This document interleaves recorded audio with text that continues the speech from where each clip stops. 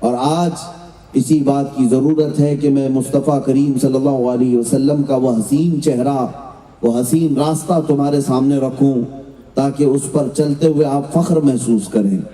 کسی مسلمان کو آج، کسی بھی مومن کو آج یہ شرمندگی کا احساس نہیں ہونا چاہیے کہ دنیا مجھے کیا کہہ رہی ہے۔ دنیا کے لیے آپ نہیں جیتے، آپ اللہ اور اس کے رسول کے لیے جیتے ہیں۔ دنیا تمہیں ہزار گالیاں دے، اگر تمہارا دل مطمئن ہے اور تمہارا ضمیر زندہ ہے تو بس اپنے مصطفیٰ کریم کے نقش قدم پر چلو اور کامیابی اسی راستے پر موجود ہے۔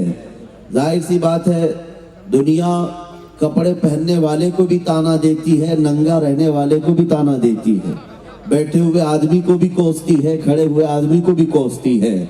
لہٰذا جو مسلمان اپنے آپ کو گلٹی محسوس کرتے ہوں یا شرمندگی محسوس کرتے ہوں کہ دنیا کی نظروں میں مجھے دہشت گرد بنا دیا گیا ہے، دنیا کی نظروں میں مجھے ٹیررسٹ بنا دیا جا رہا ہے، آتنکواد سے مجھے جوڑا جا رہا ہے، یہ ہزار جوڑیں، ہزار پروپیگنڈے کریں، پوری دجالی میڈیا مل کر کے محنت کرے، لیکن تم یہ ثابت کرو کل بھی ہم مصطفیٰ کے غلام تھے، آج بھی مصطفیٰ کے غلام، ہم اپنے نبی پاک صلی اللہ تعالیٰ علیہ وسلم کے غلام کل بھی تھے اور آج بھی ہیں، اور ہمارا مقصد اور ہمارا جینے کا صرف اور صرف واحد طریقہ یہی ہے، خود امن سے رہتے ہیں اور دنیا کو امن کی طرف بلاتے ہیں۔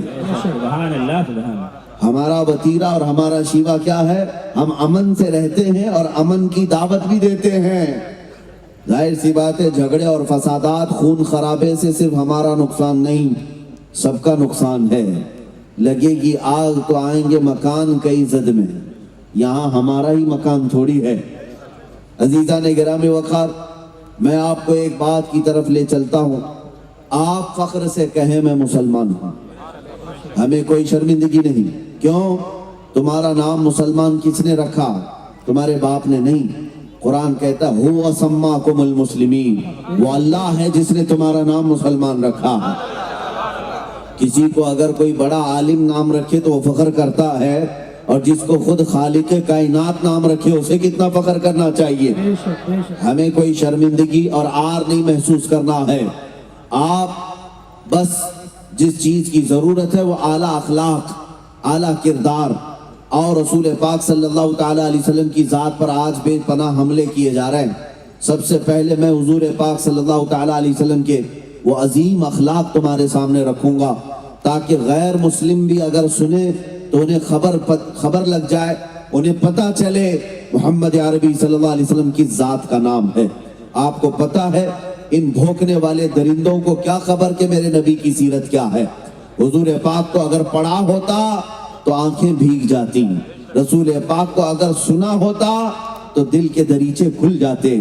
آپ کو میں بتاؤں، ایک انگریز جو مسلمان نہیں ہے، اس نے کتاب لکھی اور اس میں میرے آقا صلی اللہ تعالیٰ علیہ وسلم کا ذکر سب سے پہلے درجے پر کیا، اور کہتا ہے دنیا میں سب سے زیادہ اگر میں کسی سے امپریس ہوا ہوں تو وہ محمد رسول اللہ کی ذات ہے۔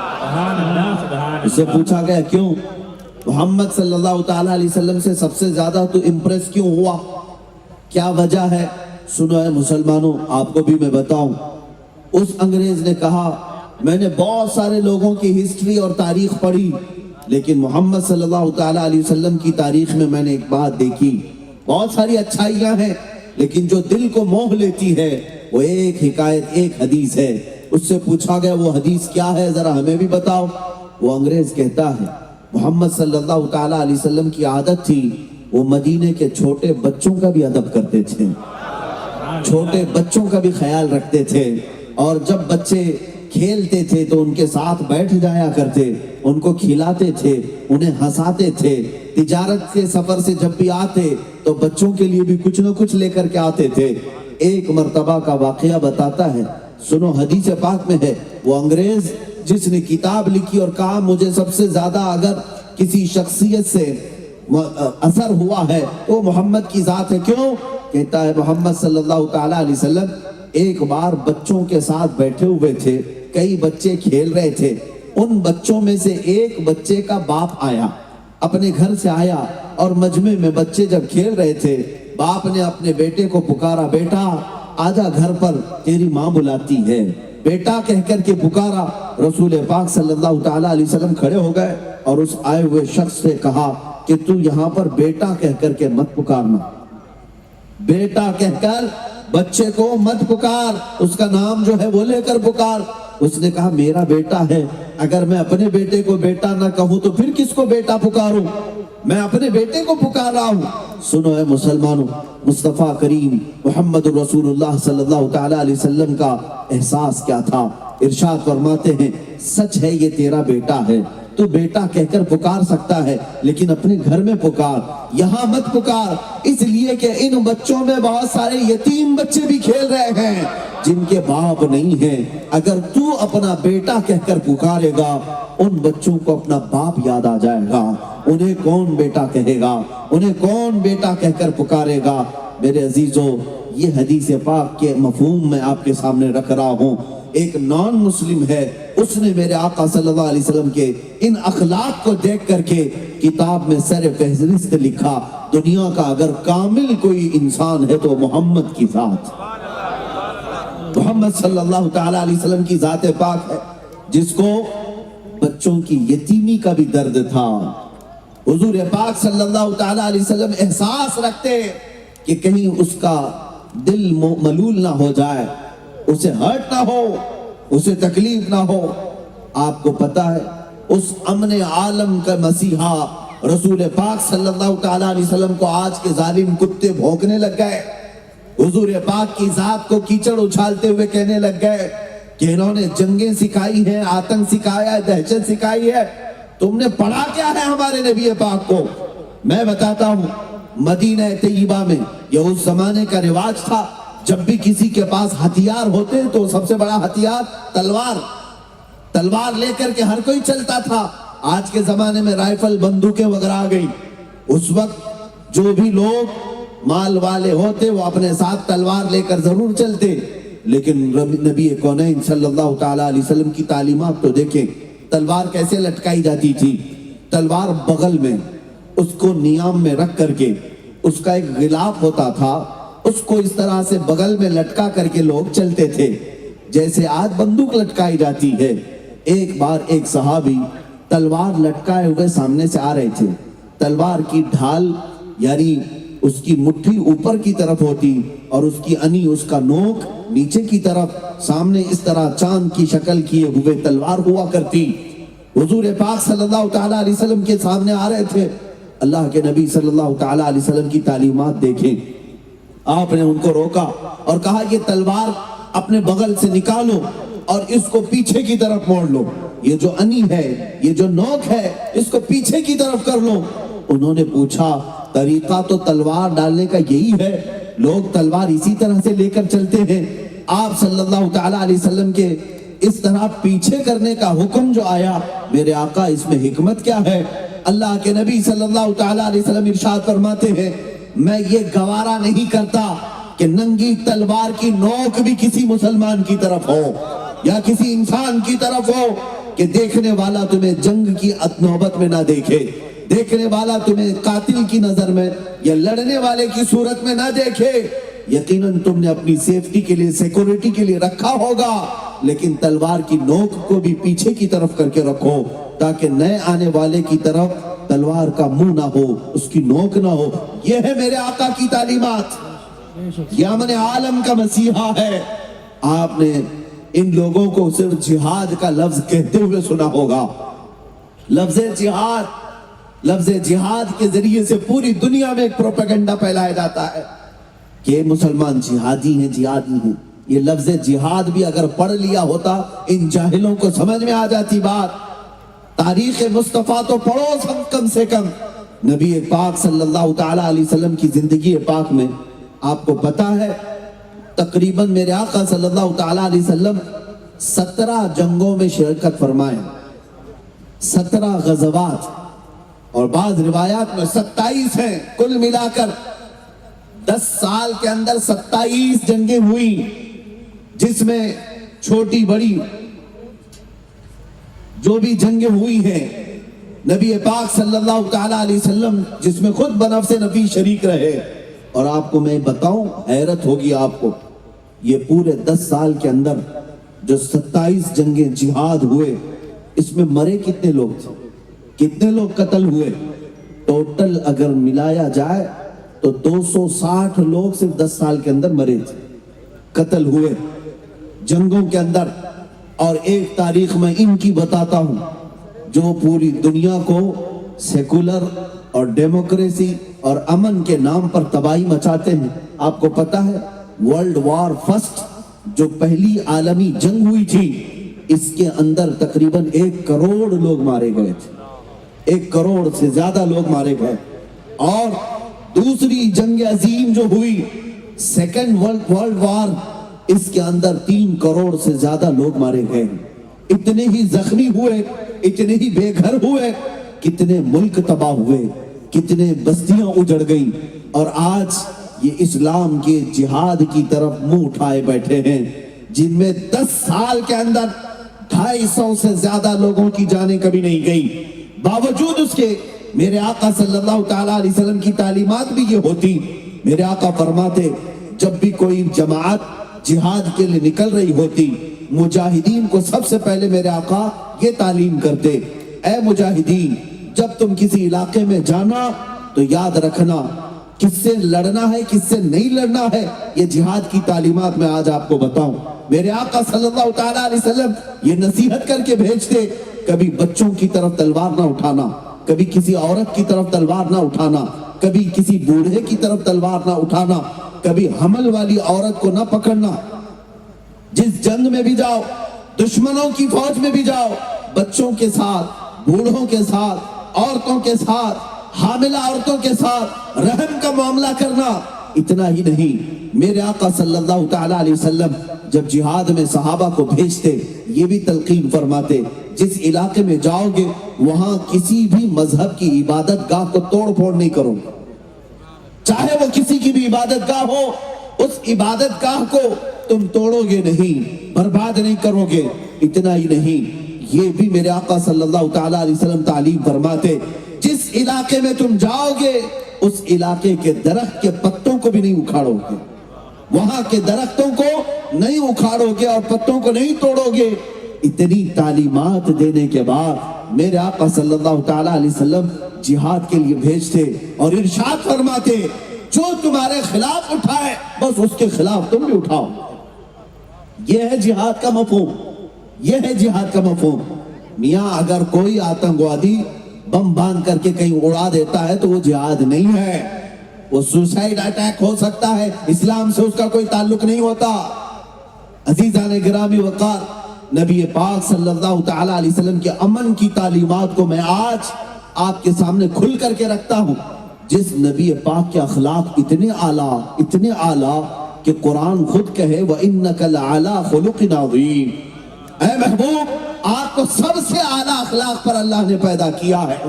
تیرے خلق کو رب نے جمیل کیا، تیرے خلق کو حق نے عظیم کہا، کوئی تجھ سے ہوا ہے نہ ہوگا شہا، تیرے خالق حسن و ادا کی قسم۔ حضور پاک صلی اللہ تعالیٰ علیہ وسلم کے اخلاق کیا تھے؟ قرآن حضرت عائشہ سے پوچھا گیا ماں آپ بتائیں رسول اللہ کے اخلاق کیسے تھے؟ حضرت عائشہ فرماتی کان خلقہ القرآن، ان کے سارے اخلاق اگر جاننا ہے تو قرآن کو دیکھ لو، قرآن ہی ان کے اخلاق تھے۔ میرے آقا صلی اللہ تعالیٰ علیہ وسلم کے اخلاق کریمانہ وہ پورا قرآن عظیم ہے۔ اتنے اعلیٰ اخلاق والے کو آج جن لوگوں نے کیچڑ اچھالا ہے ان کو پھر میں دعوت دیتا ہوں، آؤ دوبارہ اپنی سٹڈی کو عام کرو اور پھر سے مطالعہ کرو۔ یقیناً تمہارے دل کے دریچے اگر بند نہیں ہوئے ہیں تو میرے مصطفیٰ کی محبت ضرور جاگے گی۔ تمہیں پتا ہے تم نے اوروں کے ساتھ ملنے جلنے کا کیا معاملہ کیا ہے یہ مجھے پتا نہیں۔ اچھا آدمی بھی اپنے سٹیٹس کو برقرار رکھتے ہوئے دیکھتا ہے میں کس سے مصافحہ کرتا ہوں، میں کس سے ملتا ہوں، ہوتا ہے کہ نہیں ہوتا؟ جو تھوڑے سے منصب پر جائے وہ لوگوں کو دیکھ دیکھ کر کے ملتا ہے، اس سے ملنا چاہیے کہ نہیں ملنا چاہیے، فلاں سے میرے سٹیٹس کے برابر ہے یا نہیں۔ لیکن آؤ تمہیں بتاؤں مدینہ طیبہ کے رحمت عالم مصطفیٰ کریم صلی اللہ تعالیٰ علیہ وسلم کا حال پاک تو یہ ہے۔ ایک بار محمد مصطفیٰ صلی اللہ تعالیٰ علیہ وسلم مسجد نبوی شریف کے باہر کھڑے ہیں، صحابہ آپ کے ارد گرد تھے۔ ایک عورت جو مدینے کی پاگل عورت تھی، پاگل، جس کا دماغ صحیح نہیں رہتا، دماغی توازن بگڑا ہوا تھا، وہ عورت مدینے میں مشہور تھی۔ جب بولتی تھی تو کنٹینیو بولنے لگ جاتی تھی، اول فول بولتی رہتی، اور کیا بول رہی ہے اسے کچھ پتا نہیں ہوتا۔ ہر کوئی اس سے راستہ کاٹ لیتا تھا۔ جیسے ایسی کوئی پاگل عورت آئے تو کون کان دھرے گا، کون اس کے سامنے کھڑا ہو کر سنے گا؟ لیکن جب وہ عورت آنے لگی، صحابہ حضور کے ساتھ کھڑے تھے، میرے آقا صلی اللہ تعالیٰ علیہ وسلم کے سامنے صحابہ گھیرا بنانے لگ گئے۔ ارے وہ مدینے کی پاگل عورت آ رہی ہے، آئے گی، ادھر ہی آ رہی ہے، کہیں نبی پاک صلی اللہ تعالیٰ علیہ وسلم کے ساتھ اول فول بکنا نہ شروع کر دے۔ باتونی عورت ہے، کینچی کی طرح اس کی زبان چلتی رہتی ہے اور دماغ اس کا صحیح نہیں ہے، بولتی رہ جائے گی، کہیں میرے آقا صلی اللہ تعالیٰ علیہ وسلم کی بے ادبی نہ ہو۔ صحابہ یہ سوچ کر گھیرا بناتے رہے، گھیرا بناتے رہے۔ میرے آقا نے فرمایا چھوڑ دو، ہٹ جاؤ، اسے آنے دو۔ صحابہ نے کہا یا رسول اللہ وہ بد زبان ہے، بولتی ہے تو کنٹینیو بولتی رہتی ہے۔ میرے آقا نے فرمایا صحابہ سے ہٹ جاؤ، اسے آنے دو۔ جب وہ عورت قریب آئی تو جانتے ہیں میرے مصطفیٰ صلی اللہ تعالیٰ علیہ وسلم نے کیا ارشاد فرمایا؟ ارشاد فرماتے ہیں اے میرے صحابہ مجھے بتاؤ کیا یہ وہی عورت نہیں ہے جس سے پورے مدینے والے راستہ کاٹ لیتے ہیں، کوئی اس کی بات نہیں سنتا؟ صحابہ نے کہا ہاں یہی وہ عورت ہے، یہ پاگل ہے، اس کی کوئی بات نہیں سنتا۔ میرے آقا فرماتے ہیں اے میرے صحابہ بتاؤ اگر میں بھی نہ سنوں تو کون اس کی بات سنے گا؟ میں بھی نہ سنوں، کیا میں کائنات کے لیے رحمت بن کر نہیں آیا؟ اللہ اللہ، وہ عورت قریب آئی جو پاگل تھی، ذہنی توازن کھویا ہوا ہے، میرے آقا صلی اللہ علیہ وسلم کے قریب آئی اور بات کرنے لگی۔ بات کرتی گئی، ایک ہی بات کو بار بار دہراتی رہی، بار بار دہراتی رہی، یہاں تک کہ کافی دیر تک وہ بات کرتی رہی اور رحمت عالم صلی اللہ تعالیٰ علیہ وسلم بغور اس کی باتوں کو سنتے رہے اور بلکہ سامنے والے کو احساس تک ہونے نہیں دیا کہ میں تجھے پاگل سمجھتا ہوں، بلکہ میرے مصطفیٰ کی اخلاق تھے، اس انداز سے سن رہے تھے اس کی بات جیسے کسی دانشور کی باتیں سنی جاتی ہیں۔ وہ اللہ کے نبی کے اخلاق ہے، وہ اعلیٰ اخلاق والوں سے بھی ملتے تھے تو انہی اخلاق کے ساتھ، اور ذہنی توازن بگڑے ہوا سے بھی ملتے تھے تو انہی اخلاق کے ساتھ ملتے تھے۔ عزیزان گرامی، تیرے خلق کو رب نے جمیل کیا، تیرے خلق کو حق نے عظیم کہا، کوئی تجھ سا ہوا ہے نہ ہوگا شہا، تیرے خالق حسن و ادا کی قسم۔ میرے عزیزو، رحمت عالم صلی اللہ تعالیٰ علیہ وسلم کے وہ اخلاق کریمانہ جنہوں نے مظلوموں کا انصاف دلایا، اور جانتے ہیں آپ مکہ مکرمہ میں کبھی ظلم ہونے نہیں دیتے۔ آج لوگ ظلم کی داستان چھیڑتے ہیں تو میرے نبی کو بیچ میں لاتے ہیں، اور اللہ کے حبیب صلی اللہ تعالیٰ علیہ وسلم کے اخلاق اور کیریکٹر پر انگلیاں اٹھاتے ہیں۔ سنو، مکہ مکرمہ میں ایک باہر سے کوئی سوار آیا اور اس کا کسی سے قرضہ تھا یا کچھ لینا دینا باقی رہ گیا۔ وہ کون تھا؟ ابو جہل تھا۔ ابو جہل سے اس آئے ہوئے شخص کا جو اجنبی مسافر تھا کچھ پیسے کا لین دین باقی تھا، کچھ درہم رہ گئے تھے، اور وہ تقاضا کر رہا تھا کہ میرے پیسے، میرے درہم مجھے واپس کر دے، لیکن وہ ٹال مٹول کرتا جا رہا تھا، کبھی ادھر کبھی ادھر، اور وہ سردار قریش ہے، اس سے کون تقاضا کرے؟ پہلوان بھی ہے، گنڈا بھی ہے، اور یہ باہر سے آیا ہوا اجنبی مسافر غریب۔ اب یہ کس سے کہے؟ جن لوگوں کے پاس بھی یہ جاتا اور کہتا کہ میرے کچھ پیسے، میرے کچھ درہم باقی ہیں، عمر ابن ہشام یعنی ابو جہل کے پاس، تو سارے لوگ پلہ جھاڑ لیتے، میاں اس سے کون بات کرے گا، اس سے کون بات کرے گا، ہم بات نہیں کر پائیں گے، تمہارے پیسے تم جانو، تم نے دیا ہے تم وصول کرو۔ ہر کوئی اپنا دامن جھاڑ لیتا۔ وہ بیچارہ جو باہر سے آیا ہوا قرض میں ڈوبا ہوا مکہ مکرمہ کی وادیوں میں بھٹک رہا تھا، ایک شخص سے ملاقات ہوئی، رونے لگا۔ اس شخص نے کہا تیرے کچھ مال باقی رہ گیا ہے ابو جہل سے، تو چاہتا ہے کہ واپس آ جائے، تجھے مال کی واپسی کا یہ تقاضا ہے؟ اس نے کہا ہاں۔ اس نئے شخص نے کہا ایک ہی راستہ ہے، جا محمد صلی اللہ علیہ وسلم کے پاس، ان کے پاس جا اور ان سے کہہ۔ وہ شخص آیا، رسول پاک صلی اللہ تعالیٰ علیہ وسلم کے پاس آ کر رونے لگا، میرے اتنے درہم باقی رہ گئے ابو جہل کے پاس اور وہ دیتا نہیں، کئی دنوں سے ٹال مٹول کر رہا ہے، کبھی ادھر کبھی ادھر، اور اس کا رعب، اس کا دبدبہ قریش کے سردار ہونے کی وجہ سے اتنا ہے کہ کوئی میری سفارش کے لیے بھی تیار نہیں، کوئی میری حمایت کے لیے بھی تیار نہیں۔ ایسے عالم میں مصطفیٰ کریم صلی اللہ تعالیٰ علیہ وسلم ارشاد فرماتے میں محمد تیری حمایت کے لیے تیار ہوں، میں محمد۔ جانتے ہیں اسی وقت میرے آقا صلی اللہ تعالیٰ علیہ وسلم نے اپنے دولت کدے پر اس اجنبی مسافر کو بٹھایا اور ابو جہل کو بلوایا۔ کوئی شخص بلا لائے کہ ابو جہل کہاں ہے؟ وہ سردار قریش تھا، لیکن جب وہ آیا، ابھی حضور پاک صلی اللہ تعالیٰ علیہ وسلم بیٹھے تھے، میرے آقا صلی اللہ تعالیٰ علیہ وسلم نے ابو جہل کو دیکھتے ہی کہا کیا تیرے اتنے درہم اس شخص پر ہیں؟ کیا تو اس کا مقروض ہے؟ کیا تو نہیں دیتا ہے، ٹال مٹول کرتا ہے؟ وہ جلال ایسا تھا میرے مصطفیٰ کا، وہ زبان سے نکلے ہوئے کلمات ایسے تھے کہ ابو جہل کی کھکی بن گئی اور فوراً سے پیشتر کہا ہاں میرا باقی ہے، اور ابھی گیا اور ابھی لایا، اور گیا اور جا کر کے اس اجنبی کا جو بقایا تھا وہ سب ادا کر دیا، سب ادا کر دیا۔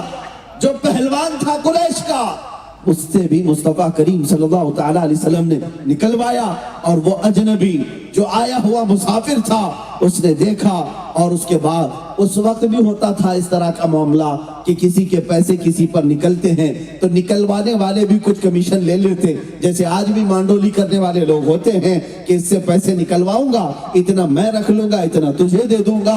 وہ آیا ہوا مسافر کہنے لگا اے محمد آپ نے مجھ پر بڑا احسان کیا، اس رقم میں آپ کا کتنا حصہ ہے؟ مصطفیٰ کریم صلی اللہ تعالیٰ علیہ وسلم نے ارشاد فرمایا نہیں نہیں، مجھے اللہ نے انصاف قائم کرنے کے لیے اپنا رسول بنا کر بھیجا ہے، کمیشن کے لیے نہیں کہ اس سے بھی پیسے لیتے جائیں۔ میرے آقا صلی اللہ تعالیٰ علیہ وسلم کے عظیم اخلاق کہ مظلوموں کو انصاف دلائیں، غریبوں کی ہمدردی کریں، چارہ سازی کریں، اور اس نبی پاک پر یہ تھوکتے ہیں گویا کہ ایسے ہی چمکتے ہوئے چودھویں کے چاند پر جو کتا تھوکتا ہے وہ اپنے منہ پر تھوکتا ہے، چاند تک کسی کا تھوک کبھی جاتا ہی نہیں۔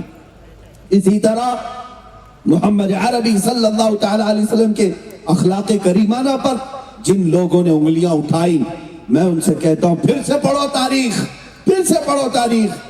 آپ کو پتا ہے مکہ مکرمہ میں ایک بوڑھی عورت ہے، وہ نقل مکانی کر رہی ہے، یعنی اپنا گھر شفٹ کر کے کہیں جا رہی ہے، اور اپنا گھر کا پورا ساز و سامان نکال کر راستے پر کھڑی ہے، انتظار کر رہی ہے کوئی آئے سامان اٹھائے اور میرے نئے گھر تک پہنچائے۔ صبح سے دوپہر تک کھڑی رہی، کوئی مدد کرنے والا نہیں آیا۔ اچانک میرے آقا صلی اللہ تعالیٰ علیہ وسلم تشریف لائے۔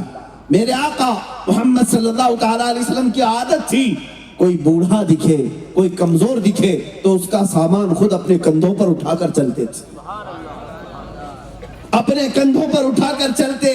مدد کرنا آپ کا شیوا تھا۔ آپ آئے اس خاتون سے پوچھتے ہیں کسی کا انتظار کر رہے ہو، کہیں جانا ہے تمہیں؟ اس خاتون نے کہا ہاں بیٹا مجھے دوسرے گھر شفٹ ہونا ہے، میں یہ محلہ چھوڑ رہی ہوں، مکہ کی آبادی چھوڑ کر میں دور دراز ایک علاقے میں نئے مکان میں جا رہی ہوں، اور یہ ساز و سامان اٹھانے والا کوئی ہے نہیں، میں انتظار کر رہی ہوں۔ میرے آقا صلی اللہ تعالیٰ علیہ وسلم نے اس خاتون کا ساز و سامان اپنی پشت پر اٹھایا اور کہا میں چلتا ہوں ماں تمہارے ساتھ۔ اس خاتون کے ساتھ چلتے رہے، کافی دور آبادی کے وہ خاتون ایک نئے مکان کی طرف اشارہ کرتی ہے کہ یہ اب میرا مکان ہے۔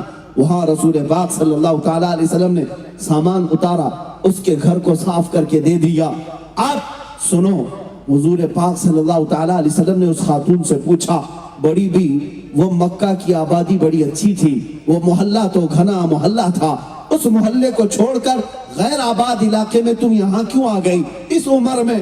وہ خاتون کہتی بیٹا بڑا اچھا سوال تو نے کیا، سن میں تجھے بھی نصیحت کرتی ہوں، میں نے سنا ہے مکہ میں محمد نام کا ایک جادوگر آیا ہے۔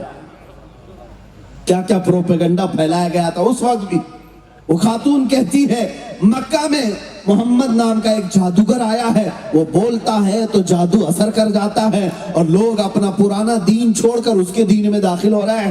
لوگوں نے یہ پھیلا رکھی ہے بات، تو میں ڈر کے مارے اس محلے کو چھوڑ دی کہ کہیں اس کا جادو مجھ پر بھی نہ چل پڑے اور اس کے آنے سے پہلے ہی میں آبادی سے دور چلی جاؤں، میں دوسرے مکان میں چلی جاؤں۔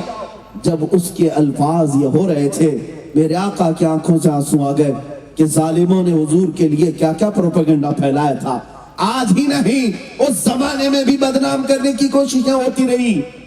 اب حضور پاک کو غمگین دیکھ کر کے اس خاتون نے پوچھا بیٹا تم کیوں غمگین ہو؟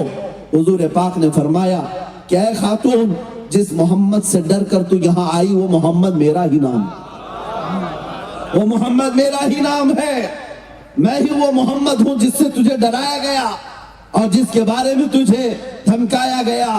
وہ خاتون اوپر سے نیچے دیکھتی رہی، حیرت کے عالم میں پھٹی نگاہوں سے دیکھتی رہی، تھوڑی دیر کے بعد کہتی ہے کیا تو ہی وہ محمد ہے جس کے بارے میں مکہ میں یہ باتیں گردش کر رہی ہیں؟ اور اس کے بعد جب میرے آقا نے فرمایا ہاں ہاں میں ہی وہ محمد ہوں، تو اب وہ خاتون کہتی ہے اگر تیرا ہی نام وہ محمد ہے تو تو گواہ ہو جا، میں تیرے دین میں آنے کے لیے تیار۔ اس لیے کہ جس کے اخلاق و کردار اتنے اعلیٰ ہیں کہ مکہ میں کوئی میری مدد کو تیار نہیں تھا، ایک تنہا تو تھا کہ میرا بوجھ اٹھا کر کے وہاں سے لے کر یہاں تک لایا۔ میں تیری کون لگتی ہوں، میرا تیرے سے کیا رشتہ ہے، باوجود اس کے میرا بڑھاپا دیکھ کر تو نے رحم کیا، میری کمزوری دیکھ کر کے تو نے مدد کی اور میرا سامان اپنی پیٹھ پر اٹھا کر لایا، میرے گھر کو سجایا۔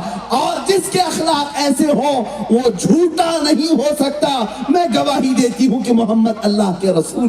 سبحان اللہ، نعرہ تکبیر، نعرہ رسالت، علماء اہل سنت، نعرہ تکبیر۔ میرے عزیزوں، رسول پاک صلی اللہ تعالیٰ علیہ وسلم کے اخلاق کریمانہ اتنے اعلیٰ اتنے بلند کہ دنیا آج اپنے تو اپنے غیر بھی اس کا اعتراف کرتے ہیں، غیر بھی اعتراف کرتے ہیں۔ اور تاریخ پڑھنے والوں سے میں گزارش کرتا ہوں، بہت سارے انگریز مورخین ہیں، انہوں نے بھی میرے آقا کی شان میں کیا کیا لکھا ہے پڑھیں۔ گرو نانک سکھوں کے جو سب سے بڑے گرو ہے، گرو نانک نے کہا محمد اگر نہیں ہے تو بھکتی ہو ہی نہیں سکتی۔ یہ گرو نانک کے الفاظ ہیں، محمد صلی اللہ تعالیٰ علیہ وسلم اگر نہ ہو تو عبادت کا سلیقہ آ ہی نہیں سکتا۔ اللہ کی عبادت کا صحیح طریقہ اگر کسی نے بتایا ہے تو محمد عربی کی ذات ہے۔ کون کہتا ہے؟ یہ گرو نانک کہتے ہیں۔ اور انگریز مفکرین، دانشور یا مورخین جو لکھتے ہیں وہ الگ الگ انداز میں، آپ کو پتا ہوگا جارج برنارڈ شاہ ایک بڑا مورخ، انگریزوں کا ناول نگار بھی ہے اور بڑی تاریخ پڑھا ہوا، دنیا کی سیر کیا ہوا، اس نے کہا میں نے زمین کے چپے چپے کو دیکھا، مشرق سے مغرب، شمال سے جنوب، اکثر حصے کو دیکھ لیا، ہر جگہ کی اسٹڈی کی، لیکن میں نے دیکھا کہ دنیا میں بہت ساری شخصیتیں آئی اور ان کا انقلاب، ان کا ریولیشن ان کی زندگی میں چلا، 50 سال چلا، 100 سال چلا، لیکن محمد ایک ایسی ذات ہے جس کا ریولیشن روز بڑھتا جاتا ہے، روز بڑھتا جاتا ہے۔ 1400 سال ہو گئے، ان کا انقلاب نہ کم ہوا تھا نہ گھٹا تھا، بلکہ بڑھتا ہی جا رہا ہے، بڑھتا ہی جا رہا ہے۔ یہ ان کے زندہ انقلاب کی دلیل ہے۔ یہ کون کہتا ہے؟ جارج برنارڈ شاہ۔ وہ کہتا ہے محمد صلی اللہ تعالیٰ علیہ وسلم کا لایا ہوا انقلاب وہ صرف ان کی زندگی تک کے لیے نہیں تھا یا ان کے بعد 100 سال تک کے لیے نہیں تھا، بلکہ وہ کہتا ہے میں تو 1400 سال کے بعد دیکھ رہا ہوں، آج بھی اس انقلاب کی صرف نشانیاں نہیں بلکہ زندگیاں موجود ہیں جو لوگ آج بھی بدل رہے ہیں۔ اور ساتھ میں وہ یہ بھی کہتا ہے جب 1400 سال کے بعد ان کا لایا ہوا انقلاب پوری دنیا میں اس طرح موجود ہے تو آگے کے لیے بھی مجھے یہ امید ہے کہ اس سے بڑا انقلاب آگے کے سالوں میں اسلام کا آئے گا، اس سے بڑا انقلاب آئے گا۔ کیوں؟ رسول پاک صلی اللہ تعالیٰ علیہ وسلم نے امت کو صرف خیالات کی بنیاد پر نہیں رکھا، انسان کی روح کی ترقی کی بنیاد پر رکھا ہے۔ آپ کو پتا ہے پوری دنیا نے ترقی کی ہوگی، ہاں میں مانتا ہوں کہ لوگ چاند میں پہنچنے کے آلے بھی بنا لیے، سورج کی روشنی کو قید کر کے کرنٹ بھی بنا لیا، زمین کے سیال مادے کو نکال کر کے کیمیکل بنا لیا، اور اڑتا ہوا پرندہ جس طرح ہم پہلے دیکھتے، آج وہ ہزاروں انسانوں کو اپنے پیٹ میں بھر کر جہاز اڑنے لگ گیا۔ انسانوں نے ہی ترقی کی ہے، انہوں نے ایک جگہ سے دوسری جگہ رابطہ کرنے کے لیے موبائل بنائے، انٹرنیٹ کا ایجاد، موبائل فون کے بعد کمپیوٹر کا ایجاد، یہ ساری ایجادات اپنی جگہ پر دنیا بہت ترقی کر چکی ہے، دنیا بہت ترقی کر چکی ہے۔ پہلے ہم تنہا بولتے، آج اس مائک کے ذریعے سے لاکھوں کو سنایا جا سکتا ہے، پہلے ایک جگہ بیٹھ کر آمنے سامنے دیکھا جاتا، لیکن آج ویب کانفرنسنگ کے ذریعے سے دنیا کے کسی کونے سے کہیں پر بھی انسان دیکھ سکتا ہے۔ یہ ترقیاں اپنی جگہ پر، میں آپ کو بتاؤں انسان ترقی اتنی کر چکا کہ ہواؤں میں اڑنے لگ گیا، اور جو فاصلے تھے جو لاکھوں میل یا ہزاروں میل ہوا کرتے، ان کو گھنٹوں میں اور منٹوں میں ادا کیا جانے لگا۔ ہر چیز سہولت کی آ گئی، ہمارے گھروں میں ہاتھوں اور پیروں سے کام کرنے کی بجائے اب مشینوں نے حصہ لے لیا ہے، ہر کام مشین کرتی ہے، ہر کام مشینوں نے لے لیا۔ لیکن ایک بات میں بتاؤں گا، یہ ساری ترقیاں آپ کیا سمجھتے ہیں تمہاری ترقی ہے، انسان کی ترقی ہے؟ میں تو نہیں مانتا، میں نہیں مانتا، یہ انسان کی ترقی نہیں، یہ تو میٹل کی ترقی ہے، یہ میٹل کی ترقی ہے۔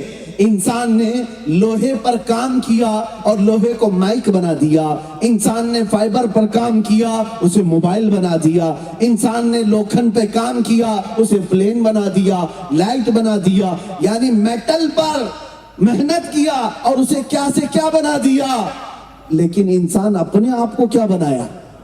بات تو یہ آتی ہے، تم نے میٹل کو ترقی دیا ہے، آسمانوں میں جو اڑ رہا ہے ہوائی جہاز، یہ تو ایک میٹل کی چیز ہے، ایک میٹل کی چیز ہے، اور ٹیلی فون جو تمہیں ایک جگہ سے دوسری جگہ رابطے کراتا ہے، یہ بھی ایک میٹل کی چیز ہے۔ اب میں تمہیں بتاؤں، دنیا چاہے یورپ نے ترقی کی ہو، امریکہ نے کی ہو، یا رشیا یا چائنا نے کی ہو، سبوں نے ترقی میٹل پر کی ہے، اور میرے مصطفیٰ کی ذات نے انسانوں کو ترقی دیا ہے۔ ایک کو بیٹھایا تو صدیق بنایا، دوسرے کو اپنے دربار میں بلایا فاروق بنایا، عثمان کو ذوالنورین بنایا، اور علی پاک کو حیدر کرار بنایا، ہر صحابی کو آسمان کے مہر نجوم بنایا۔ انسانوں کو اگر کسی نے ترقی دی ہے تو وہ مدینے کے تاجدار نے دی۔ سبحان اللہ، ماشاءاللہ، بہت آج بھی میں کہتا ہوں، جو لوگ ترقی کی بات کرتے ہیں، میں تو ترقی اس وقت مانوں گا جب لوگوں میں بھوک مری ختم ہو جائے، سوسائیڈ کرنا کم ہو جائے، جہالت ختم ہو جائے، گناہ کم ہو جائے، انسانوں کو مارنا، مرڈر کرنا، قتل کرنا یہ ختم ہو جائے، میں سمجھوں گا کہ انسان بن گیا، انسان بن گیا ہے۔ لیکن آج بھی اس ترقی یافتہ دور میں جہاں لائٹنگ کی بھرمار ہے، روشنی کی بہتات ہے، اس کے باوجود کیا عورتوں کے ریپ نہیں ہو رہے؟ نوجوان بچیوں کے بلاತ್ಕಾರ نہیں ہوتے؟ سب ہوتا ہے، تو پھر یہ کون سا انسان ہے؟ کہاں ترقی کیا؟ یہ آج بھی وہی حیوان ہے، آج بھی وہی حیوان ہے، جہاں تنہا کسی عورت کو پائے تو اس کی عزت پر حملہ کرے۔ جانور جنگل میں یہی کرتے ہیں۔ اگر انسان یہی سب چیزیں کر رہا ہے تو میں کہتا ہوں اس کی کوئی ترقی نہیں ہے، کوئی ترقی نہیں اور کوئی سکسیس نہیں ہے۔ کامیاب اور ترقی والا انسان اس وقت ہوتا جیسے میرے آقا نے مکہ کی گلیوں میں پیدا کیا۔ مکہ کے وہ باشندے جو شراب میں فخر کرتے تھے، جوے پر اپنی پوری راتیں بتاتے تھے، عورتوں کو بازار میں لا کر نیلام کرتے، بیٹی پیدا ہو تو زندہ دفن کرتے تھے، لیکن میرے آقا کی تعلیمات تو دیکھو، جب وہ ان تمام اخلاق و کردار والے لوگوں کو میرے آقا نے اپنی تعلیمات سے روشناس کیا تو میرے عزیزوں وہی صحابہ پھر عورتوں کی عزت کے محافظ بن گئے، بیٹیوں کو پڑھا کر کے انہیں دین کا ایک بہترین قلعہ بنایا، اور جانتے ہیں صحابہ کو میرے آقا نے کیا بنایا؟ ایک عرب نے آدمی کا بول بالا کر دیا، خاک کے ذروں کو ہمدوش سریا کر دیا، خود نہ تھے جو راہ پر اوروں کے ہادی بن گئے، ارے کیا نظر تھی جس نے مردوں کو مسیحا کر دیا۔ سبحان اللہ ماشاء اللہ، بہت خوب۔ یہ ہے انقلاب، یہ ہے ترقی۔ رسول اللہ صلی اللہ تعالیٰ علیہ وسلم نے میٹل کی ترقی نہیں سکھائی، انسان کی ترقی سکھائی۔ آج بھی اگر اپنی روح کی، اپنی آتما کی، اپنی روح کی ترقی چاہتے ہو تو یہ ترقی کسی فیکٹری میں نہیں ملتی، کسی فیکٹری میں نہیں۔ فیکٹریاں موبائل بنا سکتی ہیں، گاڑیاں بنا سکتی ہیں، انسان کے روح کی ترقی گنبد خضرا کے چھاؤں میں ہوتی ہے۔ یہاں آنا پڑے گا تمہیں، اس نبی پاک کے پیچھے چلنا پڑے گا، پھر تمہاری روح اوج پر پہنچے گی، بلندی پر جائے گی۔ عزیزان گرامی، یہ چند باتیں تھی نبی پاک کے اخلاق و کردار پر۔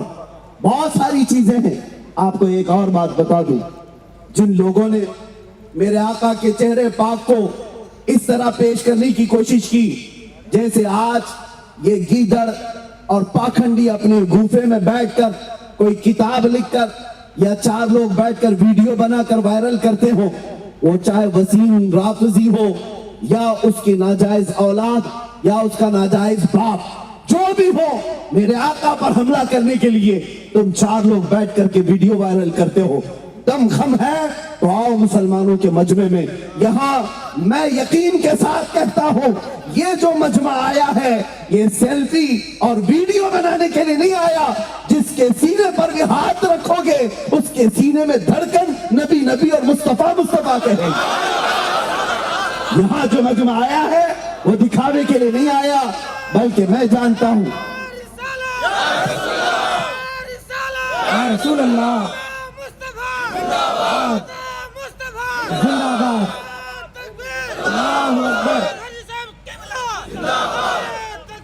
عزیزان گرامی، یہاں پر بھی آنے کے بعد تمہارے چہروں کی بشاشت، تمہارے چہروں کی رونق یہ بتاتی ہے کہ سینے میں عشق مصطفیٰ جگمگا رہا۔ آج ان ظالموں کو جواب دینے کی ضرورت ہے۔ تم بھونکتے ہو نبی پاک کی عزت پر، تمہیں ابھی خبر نہیں اس نبی پاک کی عزت تو بہت اعلیٰ، بہت اعلیٰ۔ میں سمجھتا ہوں حضور کے قدم مبارک کے ایک ناخن کی عزت پر کروڑوں مسلمان اپنی جان دینے کو تیار۔ الحمدللہ ہم یہ جذبہ رکھتے ہیں نبی پاک صلی اللہ تعالیٰ علیہ وسلم کے لیے، جو جان مانگو تو جان دے دیں، جو مال مانگو تو مال دے دیں، مگر یہ ہم سے کبھی نہ ہوگا نبی کا جاہو جلال دے دیں۔ ہم سے یہ بات نہیں ہو سکے گی۔ جو بات میں عرض کر رہا تھا، حضور پاک کے اخلاق و کردار پر حملہ کرتے ہوئے ان ظالموں نے جو ایک پروپیگنڈا پھیلایا، سنو اے مسلمانوں، آپ کو میں بتاؤں، اس نبی پاک کے اخلاق کو زیادہ سے زیادہ اگر تم عام کر سکتے ہو تو اپنے اخلاق سے عام کرو، اپنے اخلاق سے عام کرو، دنیا کو بھونکنے دو، کیونکہ ہمارا عقیدہ یہ ہے، رہے گا یوں ہی ان کا چرچا رہے گا، رہے گا یوں ہی ان کا چرچا رہے گا، پڑے خاک ہو جائیں جل جانے والے۔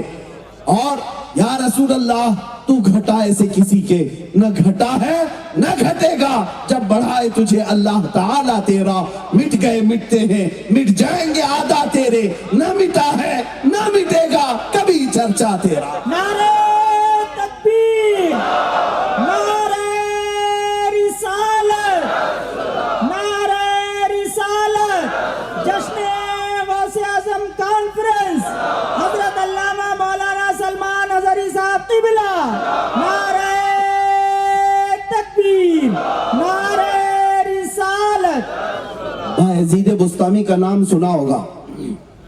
بایزید بستامی ایک بڑے پائے کے بزرگ ہیں، اور ان کی ایک دعا یہ تھی، اے اللہ مجھے اس وقت تک موت نہ دینا جب تک کہ میں اپنے نبی کی ہر اس سنت پر عمل نہ کر لوں جن سنتوں کو میں جانتا ہوں، ہر سنت پر میں عمل کر لوں۔ خواہش تو دیکھیں، ہونا تو یہی چاہیے۔ لوگ دعائیں کرتے ہوں گے اس وقت تک موت نہ دے جب تک شادی نہ ہو جائے، بچے نہ ہو جائیں، پراپرٹی نہ بن جائے، بیٹوں کی شادی نہ کر لوں۔ میرے عزیزو، یہ دعائیں نہیں، दुआ ये करो कि मौला उस वक्त तक मौत न देना जब तक तू राजी ना हो जाए, जब तक तू राजी ना हो उस वक्त तक मौत न दे। बायजीद बुस्तामी की दुआ थी। अब सुनिए, आखिर वक्त था आपकी जिंदगी का, बुढ़ापा भी था, कमजोरी आ गई, मौत के आसार नजर आ रहे थे, आप रोने लग गए। लोगों ने पूछा कि हुजूर रोते क्यों? कहा मैंने अल्लाह से दुआ की थी कि अल्लाह मुझे हर उस सुन्नत रसूल पर अमल की तौफीक दे दे जिन सुन्नतों को मैं जानता हूं, लेकिन मेरे अंदाजे के मुताबिक, मेरे इल्म के मुताबिक मैंने सारी सुन्नतों पर अमल कर लिया, एक सुन्नत मुस्तफ़ा है जो मुझसे छूट रही है, उस पर अमल करने का मौका नहीं मिला। मुरीदीन ने पूछा कि वो कौन सी सुन्नत है? सुनो मुसलमान, यही मुझे बताना है हुजूर मेरे आका के अखलाक क्या है। बायजीद बुस्तामी कहते हैं रसूलुल्लाह सल्लल्लाहु तआला अलैहि वसल्लम की एक हदीस में मैंने ये पढ़ा कि मेरे आका मस्जिद नबवी शरीफ में जा रहे थे, नमाज के लिए जा रहे थे, फजर का वक्त था, नमाज के लिए जैसे ही जा रहे थे अचानक पड़ोस में से किसी एक बच्चे के रोने की आवाज आई। किसी के घर से बच्चा रो रहा था।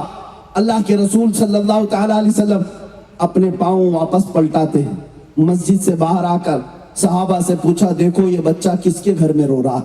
बच्चे के रोने की आवाज से अगर कोई बेकरार होता है तो मदीने का ताजदार, बच्चों के रोने से भी बेकरार हो जाए।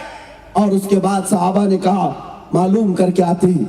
मालूम करने पर पता चला कि वो एक यहूदी के घर में रो रहा था, यहूदी था, यहूदी का बच्चा रो रहा था।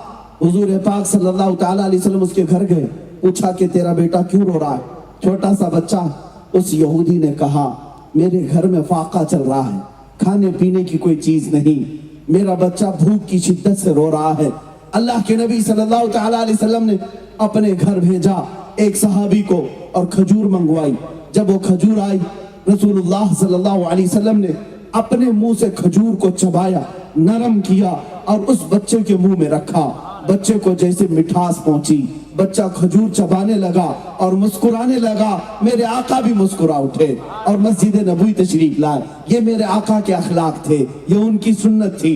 बायजीद बुस्तामी कहते हैं नबी पाक ने ये जो अमल किया, मेरी जिंदगी में ऐसा अमल करने का मौका अब तक नहीं आया। बाकी सब सुन्नतों पर अमल तो कर चुका, लेकिन इस सुन्नत पर अमल करने का मौका नहीं मिला। चंद दिन गुजरे थे, बायजीद बुस्तामी बीमार थे, मौत के आसार नजर आने लगे।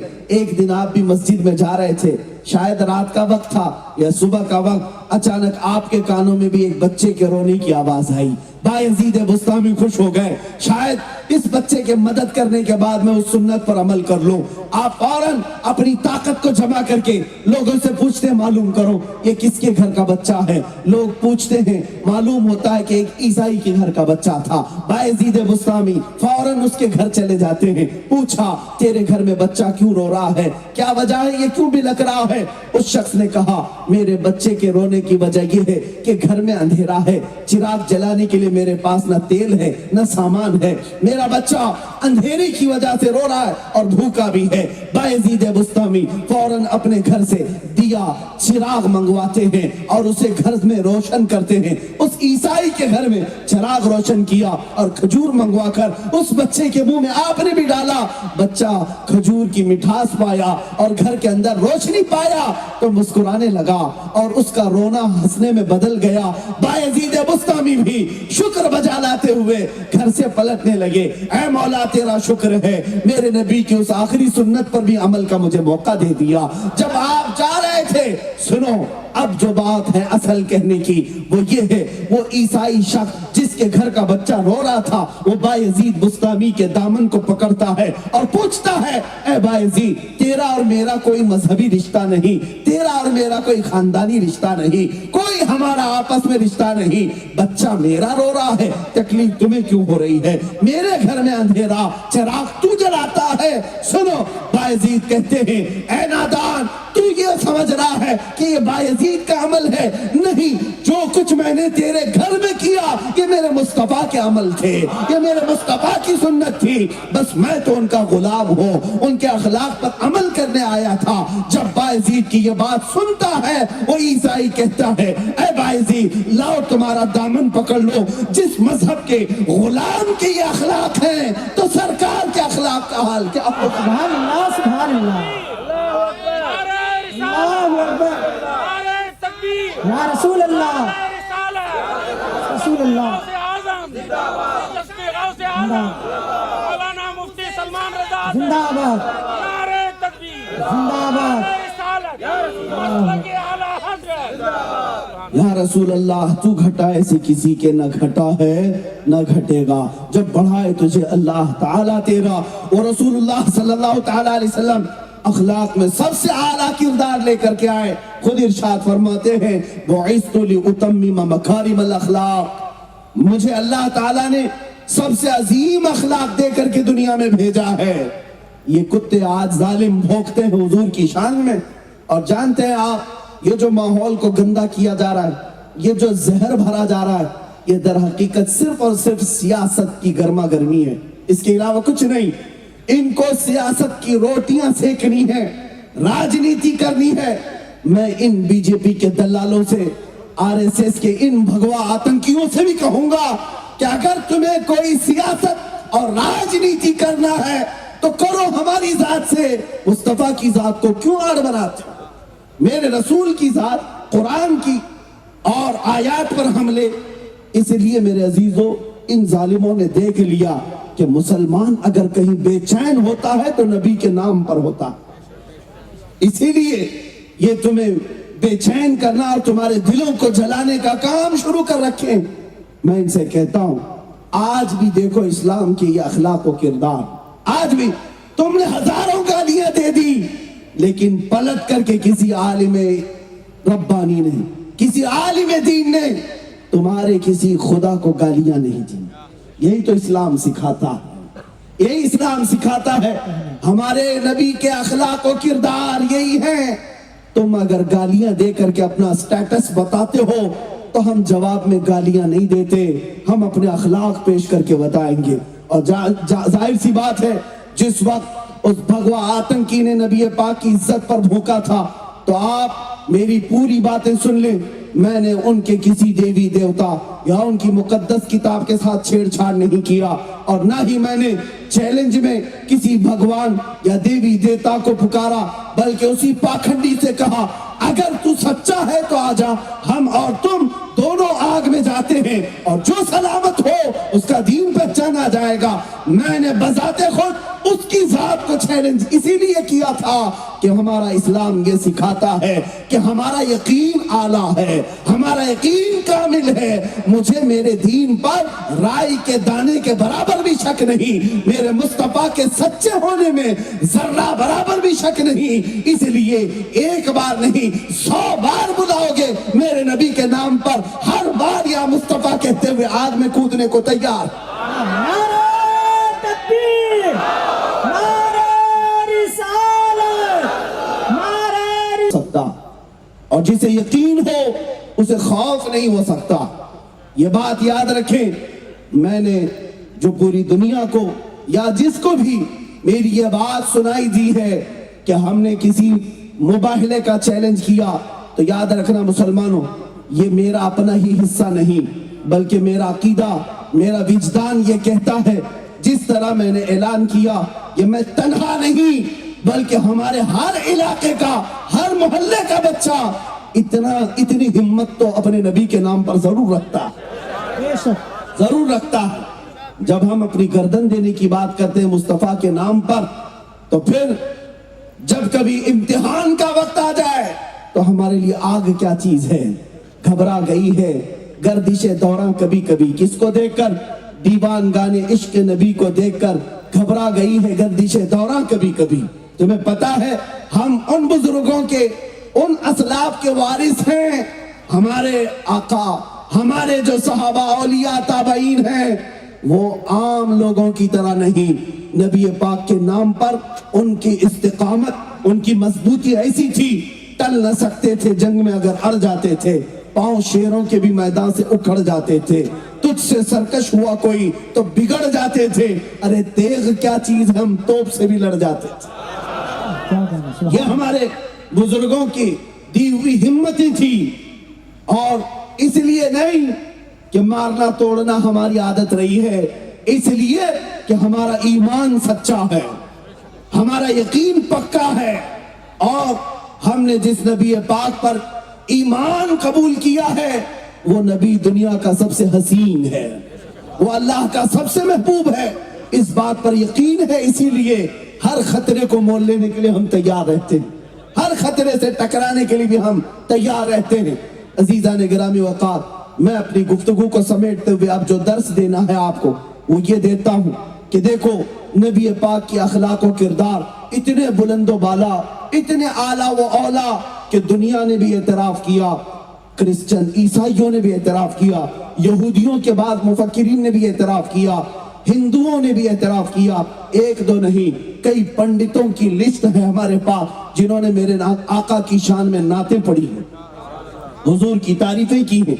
सिखों के गुरु नानक से लेकर और भी कई गुरु हैं जिन्होंने मेरे मुस्तफा करीम की अजमतें बयान की, रिफातें बयान की। खुद फ्रीडम फाइटर में जिसका सबसे ज्यादा नाम आता है मोहनदास करमचंद गांधी, गांधी की तहरीरें भी पढ़ो, नबी पाक सल्लल्लाहु ताला अलैहि वसल्लम के लिए किन ख्यालात का इजहार करता है, कौन सी बातें पेश करता है। बड़े बड़े लीडरों ने नबी पाक को पढ़ा है और अच्छी बातें पेश की हैं। इतना ही नहीं, स्वामी विवेकानंद ने भी नबी पाक सल्लल्लाहु ताला अलैहि वसल्लम की तालीमात की तारीफ की है। एक दो नहीं हजारों हैं, लेकिन मैं उनकी तारीफ का मोहताज नहीं। जब खुद रब्बे जुल जलाल ने मुस्तफा से कह दिया वरफ़अना लका ज़िक्रक, ऐ महबूब हमने आपकी शान को बुलंद किया, आपके जिक्र को बुलंद किया है, किसी और की तारीफ करने से हुजूर पाक की इज्जत का इजाफा नहीं, बल्कि जो तारीफ करता है उसकी खुद इज्जत बढ़ जाती है, सुभान अल्लाह, उसकी शान खुद बढ़ जाती है। लिहाजा ऐ मुसलमानों घबराने की जरूरत नहीं, चंद कीड़े हर जमाने में होते हैं, उनके लिए स्प्रे का इंतजाम भी होता रहता है। जब कभी कोई दज्जाल भौंकेगा मौला तबारक व तआला मुझ जैसे किसी कुत्ते को जरूर पैदा करेगा और कोई ना कोई आएगा और इनको जवाब देता रहेगा। हमने अब तो जुबान से जवाब दिया है, इंशाअल्लाह अज़ीज़ जिस वक्त मौका आएगा अपने ईमान से भी जवाब देंगे, अपनी रूह से भी जवाब देंगे, और मौला ताला की जो मदद है वो दुनिया को बताएगी कि हक किसके साथ है, नुसरत किसके साथ है, मदद किसके साथ है। हमारा ये यकीन है, कल हम 313 थे तो फरिश्ते मदद के लिए मक्का के काफिरों के लिए नहीं उतरे थे, मदीने के निहत्ते सहाबा के लिए उतरे थे। बेशक हक है। आज भी हुजूर पाक के शहदाई और गुलाम अगर सच्चाई के साथ मैदान में आते हैं तो कल जैसे मौला की मदद आती, आज भी अल्लाह की मदद आएगी, बेशक आज भी अल्लाह की मदद आएगी। मुसलमानों एक बात याद रखना, हर चीज में कंप्रोमाइज कर लो, हर चीज में सबर कर लो। सबर तो अच्छी चीज है, खाना ना मिले सबर कर लो, रोटी ना मिले सबर कर लो, पानी ना मिले सबर कर लो, कपड़े नहीं मिलते सबर कर लो, गाड़ी बंगला जायदाद बच्चे नहीं है सबर कर लो। मैं कहता हूं हर चीज में सबर कर लेना चाहिए, लेकिन मुस्तफा करीम की इज्जत के मामले में कोई कंप्रोमाइज नहीं किया जाएगा। बेशक हक है। यहां नहीं, और यहां जो कंप्रोमाइज करता है वो बेगैरत कहलाएगा, एहसान फरामोश कहलाएगा। नबी पाक ने तुम्हारे लिए रात रात भर खड़े होकर के दुआएं की, कब्र में जाकर के तुम्हें उम्मती उम्मती पुकारा, अपने सजदों में मौला की बारगाह में तुम्हारी बख्शिश का सवाल किया। जो नबी हमारे लिए इतनी फिक्र करते रहे हो, क्या उस नबी पाक की इज्जत को हम हल्के में ले लेंगे? नहीं। क्या हम उस नबी पाक की इज्जत के लिए आराम से घरों में बैठ करके जवाब देंगे? नहीं। ऐ मुसलमानों याद रखना, मैं हर चीज जो कुछ भी आज तुम्हारे घरों में है ये मुस्तफा के नाम की बरकत से आई है। हजरत उमर फारूक तो ये फरमाते, मेरे बदन में जो बाल उगते हैं ये भी नबी पाक के नाम की बरकत से, हुजूर की बरकत है। मुझे बताओ मुसलमानों, क्या तुम्हारे घरों की रौनक नामे मुस्तफा से नहीं? क्या तुम्हारी औलाद मुस्तफा के वसीले से नहीं? کیا تمہارے چہروں کی برکت آج مصطفیٰ سے نہیں ہے؟ ہر چیز تمہارے پاس جو ہے وہ رسول اللہ کی بدولت ہے. تم اگر مسلمان ہو تو رسول اللہ کی بدولت. تم اگر نماز پڑھتے ہو تو نبی نے بتایا. اذان آج دی جاتی ہے اس لیے کہ رسول نے بتایا ہے. مسجدوں کی شان بلند ہے اس لیے کہ وہ نبی پاک کا نام وہاں سے آتا ہے. سارا کچھ رسول اللہ سے وابستہ ہے. اسی لیے ہم کہتے ہیں آبرو ماں زنام مصطفیٰ، ہم سب کی آبرو نام مصطفیٰ سے ہے. اگر حضور کا نام سلامت ہے تو سب کچھ سلامت، اور اگر ان کے نام پر کیچڑ اچھالا جائے گا تو پھر ہماری کسی کی زندگی محفوظ نہیں، کسی کی زندگی محفوظ نہیں. اس بات کو طے کر کے چلو کہ آج اللہ نے جس کو جیسی طاقت دی ویسا ان ظالموں کا جواب بھی دے گا. قیامت کے دن اگر مصطفیٰ کریم صلی اللہ تعالی علیہ وسلم نے پوچھ لیا اللہ نے تجھے جوانی دی تھی، طاقت دی، قوت دی، جب دنیا میں میرے خلاف گالیاں دی جا رہی تھی تب تو کیا کر رہا تھا؟ تو اے جوانوں تمہارے پاس جو جواب ہونا چاہیے وہ آج ہی تیاری کرو. کل قیامت کے دن تم کیا جواب دو گے اس کی تیاری تم خود کر لو. سب سے بہتر جواب یہی ہے کہ نبی پاک صلی اللہ تعالی علیہ وسلم کی بارگاہ میں کل قیامت کے دن یوں عرض کرنا آقا یہ آپ کے اخلاق پر کیچڑ اچھال رہے تھے اور میں آپ کے اخلاق کو اپنا کر کے لوگوں کو اپنا رہا تھا، آپ کے اخلاق کی تبلیغ کر رہا تھا. جن لوگوں کا شرم و حیا تھی حضور کی سنتوں پر عمل کرنے کے لیے، بعض لوگوں کو چہرے پر داڑھی مشکل لگتی ہے، ٹوپی بھاری لگنے لگتی ہے. کیوں میاں؟ نبی پاک کے فدائی ہو، عاشق ہو تو ان کے اخلاق، ان کے کردار اور ان کی صورت سے نفرت کیوں کرتے ہو؟ تمہیں جب نبی پاک کی بات کرنی ہے تو پورے کے پورے ان کے غلام ہو جاؤ. آج لے ان کی پناہ، آج مدد مانگ ان سے، آج لے ان کی پناہ، آج مدد مانگ ان سے. پھر نہ مانیں گے قیامت میں اگر مان گیا. حضور پاک کی غلامی نتیجہ یہ ہوتا ہے جانتے ہیں؟ بلال حبشی، کون نہیں جانتا، مکہ کے کافر انہیں مارتے تھے، پکڑ کر کے پیر میں رسی باندھ کر بدماش لڑکوں کے ہاتھ میں دیتے. وہ مکہ کی گلیوں میں بلال کو کھینچتے ہوئے لے جاتے، گرم ریت پر سلاتے، ان کے سینے پر سل رکھ دیتے اور کبھی کبھار حضرت بلال کو ننگی پیٹھ انگاروں پر سلاتے تھے اور ان کی پیٹھ کا گوشت گل جاتا تھا اور جب انگارے ٹھنڈے ہو تو ہوا دے کر اور دہکایا جاتا. کیوں؟ بلال حبشی کو حضور کی وفاداری کی سزا دی جاتی تھی. نبی پاک محمد مصطفیٰ صلی اللہ تعالی علیہ وسلم کا شہدائی تھا، اس لیے مکہ کے ظالم موب لنچنگ کرتے تھے، مارتے تھے پکڑ کر کے. پوری پیٹھ کا گوشت گل گیا تھا، ریڑھ کی ہڈی دکھتی، لیکن باوجود اس کے وہ ثابت قدم رہے، ثابت قدم رہے. اے مسلمانوں، اس نبی پاک کی عزت کے معاملے میں ہم نے کون سی مصیبتیں اٹھائی آج تک؟ ہمیں تو کسی نے مارا نہیں، کوئی گردن پر تلوار تو نہیں رکھا. آج ہم ہندوستان میں امن و امان سے رہ رہے ہیں اور جو زہر پھیلانے کی کوشش کر رہے ہیں ان زہریلے کیڑوں کو بھی ہم انشاءاللہ علاج کریں گے. لیکن میں آپ سے کہنا چاہتا ہوں حضور کی غلامی میں جو ثابت قدم رہا، پیٹھ پوری جل گئی، انگاروں پر سویا، کوڑے کھایا، رسی باندھ کر گلیوں میں گھمایا گیا. لیکن جانتے ہو جب بلال ہجرت کر کے مکہ سے مدینے چلے گئے 6 سال کے بعد، جب رسول اللہ صلی اللہ تعالی علیہ وسلم مدینے سے مکہ آ رہے تھے اور فاتح کی حیثیت سے مکہ فتح ہو چکا، بغیر جنگ و جدال کے، بغیر قتل و قتال کے. آپ کو پتا ہے 10,000 صحابہ خانہ کعبہ کے پاس حرم کعبہ میں اندر نماز پڑھنے کے لیے آئے. تو اس وقت جو پہلی اذان دی جانی ہے، پہلی اذان حرم مکہ سے دی جانی ہے، کعبے کی چھت پر میرے آقا نے اگر کسی کو چڑھایا تو بلال حبشی کو چڑھایا. کس کو چڑھایا؟ بلال حبشی کو چڑھایا. واقعہ آپ کو معلوم ہوگا، حضرت بلال کو کعبے کی چھت پر چڑھا کر اذان دینے کا حکم دیا. آپ نے اذان دی کعبے کی چھت پر. میرے عزیزوں، بعض بزرگوں نے یہاں پر نکتہ یہ بیان کیا، صحابہ میں حضرت ابو بکر بھی تھے، حضرت عمر بھی تھے، دیگر صحابہ بھی تھے. آج پہلی اذان مکہ سے ہو رہی ہے تو ان میں سے بڑے بڑے صحابہ میں سے کسی کو اوپر چڑھاتے، لیکن रसूलुल्लाह ने बिलाल हबशी को चढ़ाया, बिलाल हबशी को चढ़ाया। क्यों? इसलिए कि दुनिया को ये मैसेज देना था, जो नबी की मोहब्बत में जख्म खाएगा खाने काबा की छत पर भी उसे चढ़ाया जाएगा, सुभान अल्लाह, सुभान अल्लाह। उसे खाने काबा की छत पर भी चढ़ाया जाएगा। ये नबी के गुलामों का मकाम है। इसीलिए इकबाल ने कहा था कि मोहम्मद से वफा तूने तो ये जहां चीज है क्या, कि मोहम्मद से वफा तूने तो हम तेरे हैं, ये जहां चीज है क्या लौहो कलम तेरे। सुभान अल्लाह, या सुभान अल्लाह। रसूल अल्लाह, अजीजान गिरामी वक़ार, मैं आपसे एक बात कहता हूं, मेरी ये इज्जत क्यों है?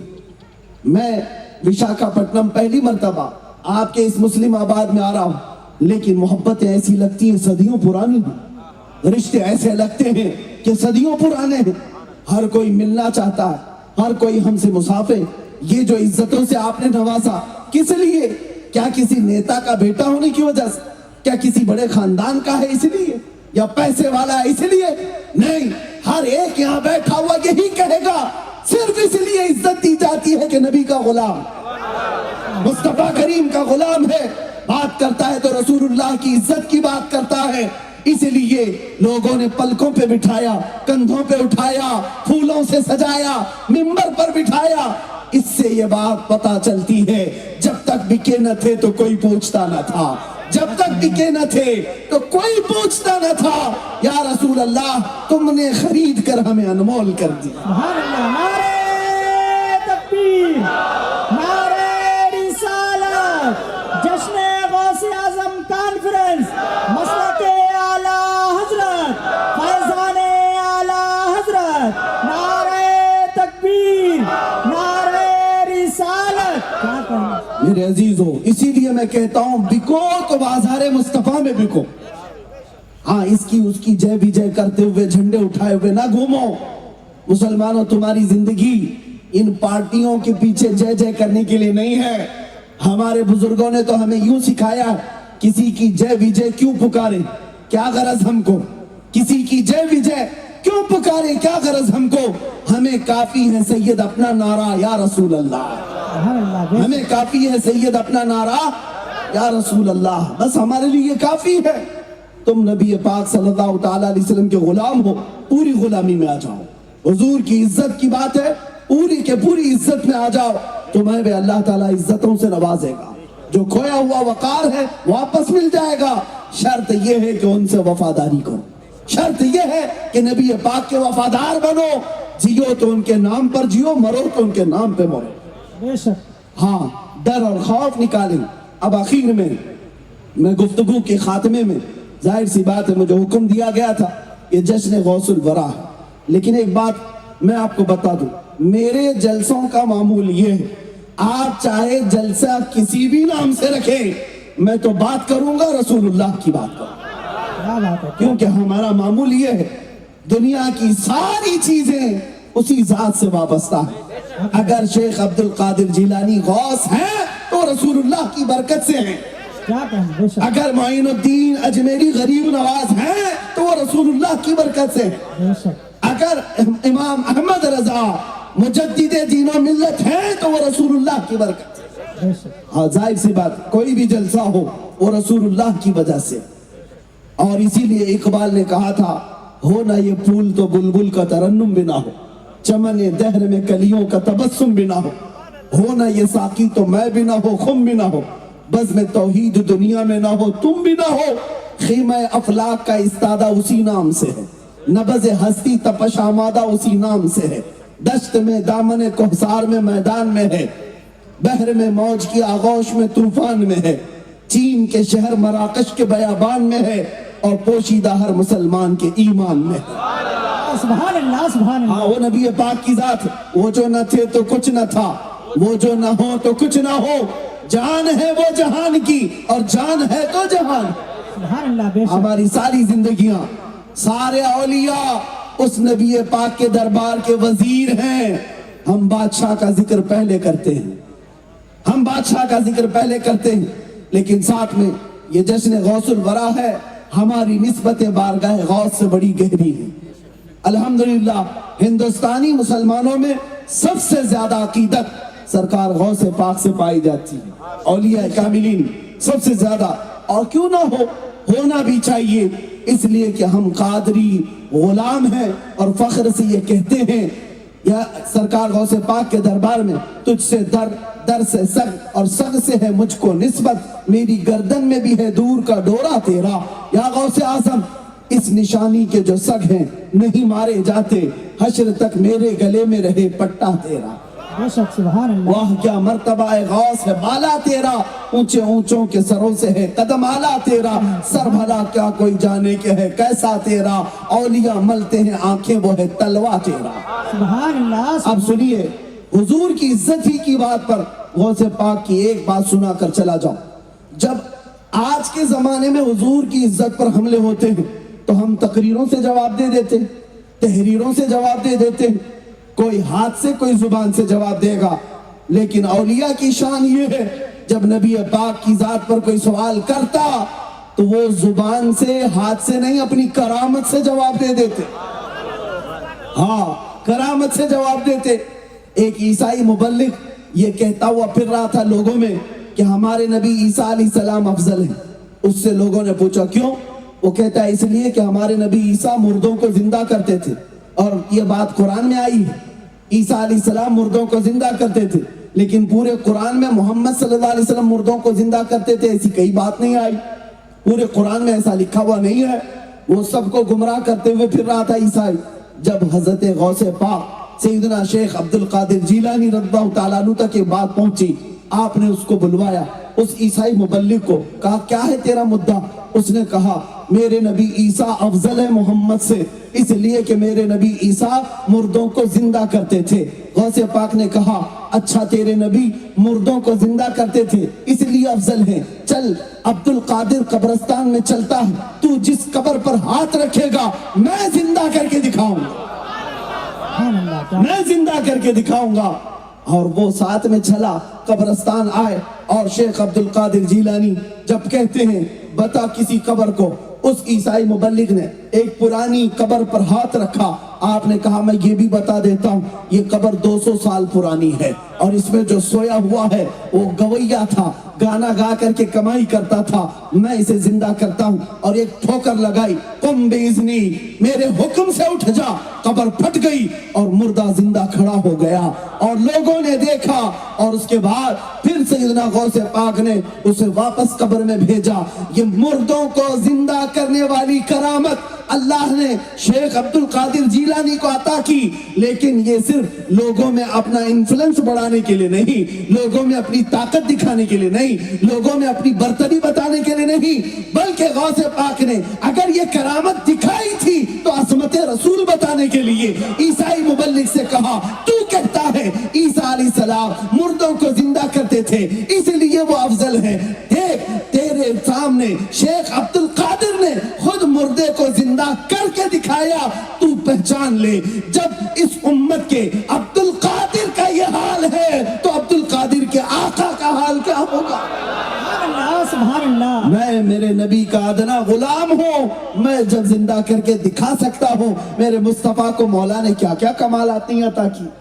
हाँ, करामत भी दिखाई है गौसे पाक ने तो वो रसूल की अजमत बताने के लिए, हाँ ये नहीं कि लोगों में अपनी बर्तरी बताने के लिए, लोगों में बढ़ावा दिखाने के लिए। एक बार आप अपनी खानकाह में बैठे हुए थे, एक साहब आए और कहा कि हुजूर मेरे घर कल दोपहर में दावत है, आपने कबूल कर ली। फिर थोड़ी देर के बाद एक आया, उसने कहा हुजूर कल दोपहर में मेरे घर दावत है, आपने उसकी भी कबूल की। तीसरा एक आया, उसने कहा हुजूर कल दोपहर में मेरे घर दावत है, उसकी भी कबूल कर ली, मना नहीं किया। ये के बाद दीगरे 70 लोग आए, एक ही टाइम की दावत और सबकी दावत कबूल कर ली। दूसरा दिन आया, दोपहर हुई, शाम हुई, शाम में खानका के पास जो मुरीदीन गौसे पाक की दावत किए थे वो सब एक के बाद दीगरे जमा होने लगे। सब आए और फख्र से कहने लगे, एक कहता है आज मेरी किस्मत के क्या कहने हैं, आज मेरे घर गौसे पाक दावत में तशरीफ लाए थे। दूसरा कहता है झूठ बोल रहे हो, आज तो मेरे घर में गौसे पाक थे। तीसरा कहता है तुम दोनों झूठ बोल रहे हो, मेरे घर में आज दोपहर का खाना उन्होंने तनावुल किया। बातें बढ़ती गई, हर कोई दावा कर रहा है मेरे घर में थे, हर कोई दावा कर रहा है मेरे घर में थे। لیکن ان سب کی باتوں کو سن کر جو خانقاہ میں بیٹھے ہوئے لوگ تھے وہ کہنے لگے تم سب کیا بات کر رہے ہو؟ غوث پاک دوپہر میں یہی خانقاہ میں موجود تھے، کسی کے گھر گئے نہیں تھے، ہم سامنے دیکھ رہے تھے۔ اب تو اور بڑا مسئلہ پیچیدہ ہوا، ہر کوئی اپنے گھر کی دعوت کے قصے سنا رہا ہے اور مرید کہہ رہے ہیں وہ خانقاہ میں بیٹھے ہوئے تھے۔ سبوں نے کہا آخر اس میں سچا کون ہے، جھوٹا کون ہے، کیسے پتا چلے؟ سارے لوگ مل کر غوث پاک کے پاس آئے، غوث پاک سے کہا سب یہ کہتے ہیں میرے گھر میں آپ آئے، میرے گھر میں آپ آئے، اور خانقاہ والے کہتے ہیں آپ یہیں تھے۔ آپ نے آنکھیں بند کی اور اس کے بعد آنکھیں کھولی اور کہا اے لوگوں، یہ جو کہہ رہے ہیں سب سچ کہہ رہے ہیں، ہر ایک کے گھر میں گیا اور کھانا بھی کھایا، اور خانقاہ کے جو مرید کہہ رہے ہیں وہ بھی سچ کہہ رہے ہیں، یہاں پر بھی میں بیٹھا رہا۔ لوگوں نے پوچھا ایسا کیسے ہو سکتا ہے؟ غوث پاک نے فرمایا اللہ رب العزت نے عبد القادر کو یہ قدرت عطا کی ہے کہ وہ بیک وقت 70 نہیں 70,000 گھروں میں جا سکتا ہے، اور پھر بتایا جب امت کے عبد القادر کی اتنی طاقت ہے کہ ایک وقت میں 70 گھروں میں جا سکتا ہے، امت کے آقا رسول کائنات کی قسمت اور ان کی طاقت کا حال کیا ہوگا؟ اے مسلمانوں، پھر یہ عقیدہ سچا ہے کہ رسول پاک بیک وقت ہر مومن کے گھر بھی آتے ہیں اور قبر میں بھی آتے ہیں۔ سبحان اللہ، سبحان اللہ۔ حاضر و ناظر کا عقیدہ یہی سے سمجھ میں آیا۔